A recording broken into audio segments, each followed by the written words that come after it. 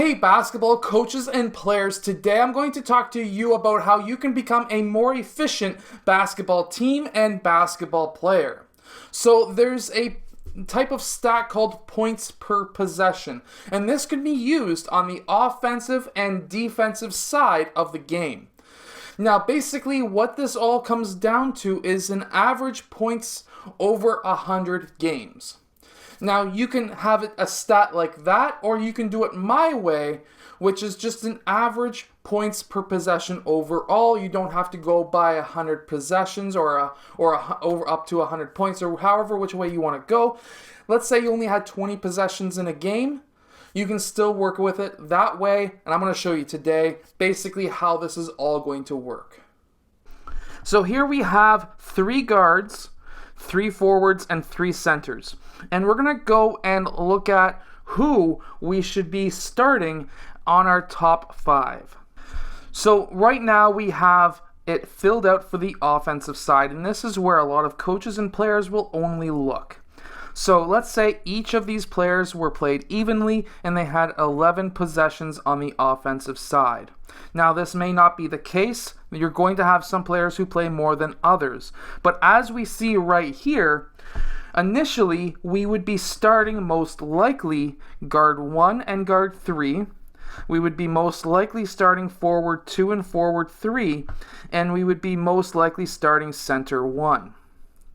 However, let's now put into aspect their defensive capabilities. And now we have filled out the defensive points against. So this is when they are playing defense, and of course they get scored on. And just to make math easy, I have also just made it 11 defensive possessions. So now what we have done here is we have divided this number here by 11. And this is what we have gotten here, which is this decimal. That is how many times or how many points that your players will score every possession they have on the offensive side of the ball. Now, the higher that number is, the better it will be for them. Now, this is not just offensive possessions that they have touched the ball. This is offensive possessions that they have been on total. So whether they were not even touching the ball on offense, if the team itself was on offense, that is how many offensive possessions they got. And the points for, I calculate it myself by how many baskets they score. So if they got a 3-point shot, for example, they would get 3 in that column.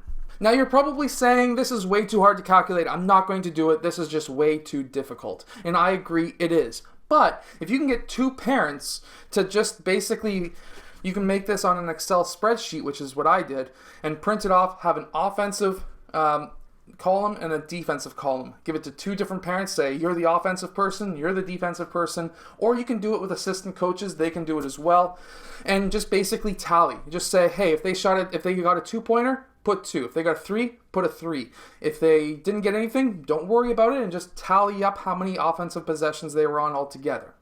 So basically, it's very simple. Numbers 3, 4, 5, 6, 7, 8, they were on an offensive position. Bang, bang, bang, bang, bang. Tallied. Next, bang, bang, bang, bang, bang. Just tally. 4 cross, 4 cross. And that's it. And then you can get this number. And then after a couple of games, you can now put the numbers together and say, hey, this is my better offensive and this is my better defensive players. Now, you can't just put them on the court and say, hey, you're the better defensive player, you're the better offensive player, because it's a game that's going to be offense 1 second, defense the next. So now you need to put the numbers together. So now these are the numbers that we've gotten for the defensive side. And now we want to put them together. So basically what we are trying to do is, this is the plus and this is the negative. So what we're trying to do is take that number and minus it from this number. And now what we're going to get from here is, so now what is this telling us? Well, we initially thought that guard 1 and 3 should be starting. Well, let's see if we were correct.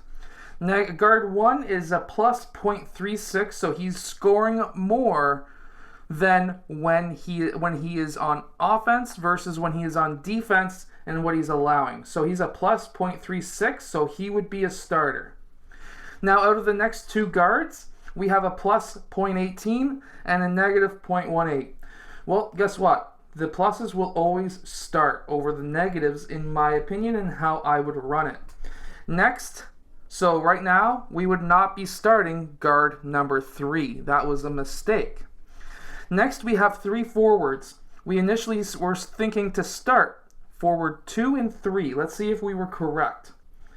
Well, we have forward 1 and 2 in a plus, and then we have a whitewash 0 for forward 3. So now that's not horrible. I don't mind having a clean wash, but we want to get that into a plus. So that is something that we would work on with that player a lot. Maybe because he's not our worst defensive player, we would be really working on his ability to use the transition game and run a little bit differently on offense. Now, next, we were originally thinking center 1 because he was outscoring the rest of the centers in the same amount of possessions. But what we have here is actually center 3. He is our better choice. He is allowing 0 points on defense, and he is scoring 2 on offense. So we should have actually picked center 3 for our starting center. So, as we can see, from this tactic, or from this stat, we have now figured out a better starting lineup combining the offensive and defensive numbers. Combining them together this way by making a plus or minus, you're going to be able to see where we need to improve on with certain players when it comes to offense or defense. Clearly, in this case, we have some really great skilled offensive players, but our defense is lacking, which is going to give us a negative versus a plus. And now this all counts because this is team sports.